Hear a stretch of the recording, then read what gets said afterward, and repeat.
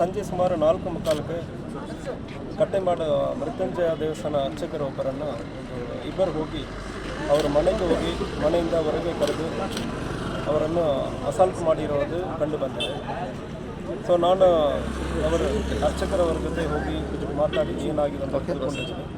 So ಅವ್ರಿಗೆ ಸ್ವಲ್ಪ injuries ಕೂಡ ಆಗಿದೆ, ಹಾಸ್ಪಿಟಲಲ್ಲಿ ಅಡ್ಮಿಟ್ ಆಗಿದ್ದಾರೆ ಮತ್ತು ಅವರ ತಾಯಿಗೂ ಕೂಡ ಅಸಾಲ್ಟ್ ಮಾಡಿರೋದಾಗಿ ನಮಗೆ ದೂರನ್ನು ಕೊಟ್ಟಿದ್ದಾರೆ. ಅವರು ಕೂಡ ಹಾಸ್ಪಿಟಲಲ್ಲಿ ಇದ್ದಾರೆ, ಅವ್ರ ಜೊತೆ ನಿನ್ನೆ ಮಾತಾಡಿದ್ರು. ಸೊ ಈ ವಿಚಾರವಾಗಿ ಮಡಿಕೇರಿ ರೂರಲ್ ಠಾಣೆಯಲ್ಲಿ ಕೇಸು ಕೂಡ ದಾಖಲಾಗಿದೆ. ಅಕ್ಯೂಸ್ರನ್ನು 2 ಅಕ್ಯೂಸ್ಡ್ ಯಾರಂದರೆ ನಾವು ಐಡೆಂಟಿಫೈ ಮಾಡಿದ್ವಿ. ಅದರಲ್ಲಿ ಒಬ್ಬರು ಪರ್ಟಿಕ್ಯುಲರೇ ಬೈ ನೇಮ್ ಐಡೆಂಟಿಫೈ ಮಾಡಿದ್ವಿ ಮತ್ತು ನಮಗೆ ಡೀಟೇಲ್ ಎಲ್ಲ ಸಿಕ್ಕಿದೆ. ಅವರನ್ನು ಹುಡುಕೋದಕ್ಕೆ ಟೀಮ್ 3 ಟೀಮ್ ರಚನೆ ಮಾಡಿದ್ವಿ. ಬೇಗ ಅರೆಸ್ಟ್ ಕೂಡ ನಾವು ಬೇಗ ಮಾಡ್ತೀವಿ. ಅದೇ ರೀತಿಯೇ ಇನ್ನೊಂದು ಅಕ್ಯೂಸ್ಡ್ ಯಾರು ಅವ್ರ ಜೊತೆಗೆ ಬಂದಿದ್ದಾರೆ ಎಂಬುದು ಬಗ್ಗೆ ಕೂಡ ಮಾಹಿತಿ ಕಲೆಕ್ಟ್ ಮಾಡ್ತಾ ಇದ್ದೀವಿ.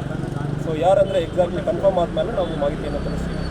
ಸೊ ನಾನು ಸಾರ್ವಜನಿಕರಿಗೆ ಹೇಳಿಕೊಳ್ಳೋದೇನೆಂದರೆ, ಈ ಒಂದು ಸಮಸ್ಯೆ 2 ಸಮುದಾಯ ಮಧ್ಯದಲ್ಲಿ ಇರುವಾಗ ನಾವು ಅಡ್ಮಿನಿಸ್ಟ್ರೇಷನ್ ಕಡೆ ಅದನ್ನು ಸರಿಪಡಿಸೋದಕ್ಕೆ, ಸಂಧಾನ ಮಾಡೋದಕ್ಕೆ ದೊಡ್ಡ ಮಟ್ಟದಲ್ಲಿ ನಾವು ಪ್ರಯತ್ನ ನಡೀತಾ ಇದೆ. ಇದು ಸಾಲ್ವ್ ಮಾಡಬೇಕು, ದೊಡ್ಡದಾಗಬಾರದು ಎಂದರೆ ಒಂದು ಉದ್ದೇಶದಿಂದ ನಾವು ಡಿಸ್ಟ್ರಿಕ್ಟ್ ಅಡ್ಮಿನಿಸ್ಟ್ರೇಷನಿಂದ ನಾವು ಮಾಡ್ತಾ ಇದ್ದೀವಿ.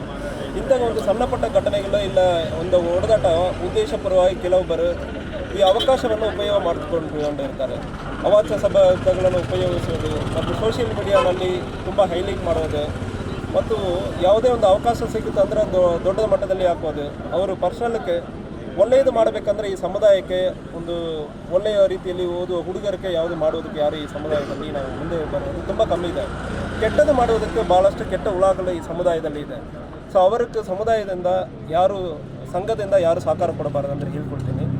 ಸೊ ಅದೇ ರೀತಿಯಲ್ಲಿ ಇಂಥ ವಿಚಾರಗಳನ್ನು ಇದು ಒಂದು ಕ್ರೈಮ್ ಆಗಿ ನಾವು ತಿಳ್ಕೊಳ್ಳಬೇಕಾಗುತ್ತದೆ.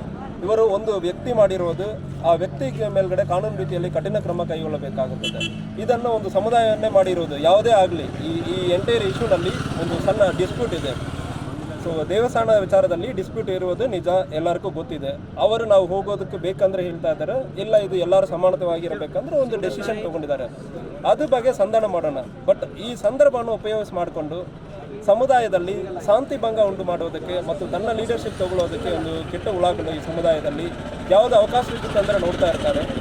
ಈ ಶಾಂತಿ ಭಂಗ ಉಂಟು ಮಾಡೋದಕ್ಕೆ, ಅದರಿಂದ ತಮ್ಮ ಲೀಡರ್ಶಿಪ್ಪನ್ನು ಬೆಳ್ಕೊಳ್ಳೋದಕ್ಕೆ ಒಂದು ಸಣ್ಣ ಪುಟ್ಟವರೆಲ್ಲ ಇದು ಪ್ರಯತ್ನ ನಡೀತಾ ಇದೆ. ಅದಕ್ಕೆ ನಾವು ಅವಕಾಶ ಕೊಡಲ್ಲ. ನಾವು ಪೊಲೀಸ್ನಿಂದ ಕಠಿಣ ಕ್ರಮ ಕೈಗೊಳ್ತೀವಿ.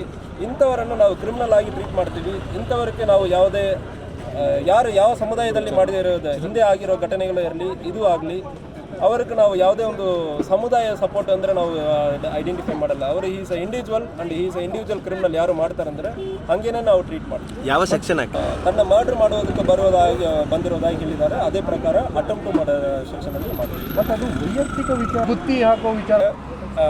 ನೀವು ಗುತ್ತಿಗೆ ಬಾವಿ ಎಲ್ಲಿ ಗುರುತಿಸೋದಂದರೆ ಗುತ್ತಿ ಮಾಡೋದಕ್ಕೆ ನೀವು ಜಾಸ್ತಿಯನ್ನು ತೊಗೊಳ್ತಾ ಇದೀಯ ಅಂದರೆ ಹೇಳಿ ಹೊಡೆದಿರೋದಾಗಿ ಭಟ್ರವರೇ ನಮ್ಮ ಕಡೆ ಹೇಳಿದ್ದಾರೆ. ಬಟ್ ಇದರಲ್ಲಿ ಮುಂದಿನ ತನಿಖೆಯಲ್ಲಿ ಎಕ್ಸಾಕ್ಟ್ಲಿ ಏನಾಗಿದೆ ಎಂಬುದರ ಬಗ್ಗೆ ಕೂಡ ನಾವು ಡೀಟೇಲ್ ಆಗಿ ಟೆಂಪಲ್ ವಿಷಯ ತಳಕು ಸೊ ಇದರ ವೈಯಕ್ತಿಕ ವಿಚಾರಕ್ಕೂ ಟೆಂಪಲ್ ವಿಷಯಕ್ಕೂ ಯಾಕೆ ತಳಕು ಇದರಲ್ಲಿ ನಾನು ಹೇಳ್ತಾ ಇದ್ದೇನಲ್ಲ, ಕೆಲವೊಬ್ಬರು ಮಿಸ್ಯೂಸ್ ಮಾಡೋದಕ್ಕೆ ಪ್ರಯತ್ನಗಳು ನಡೀತಾ ಇದೆ. ಇದು ವ್ಯಕ್ತಿಗವನ್ನ ಇಲ್ಲ ನಿಜವಾಗಿಯೂ ಟೆಂಪಲ್ ವಿಚಾರವನ್ನಂದ್ರೆ ತಿಳ್ಕೊಂಡಾದ್ಮೇಲೆ ನಾವು ಡೀಟೇಲ್ ಆಗಿ ನಮಗೆ ಹೇಳ್ತೀವಿ.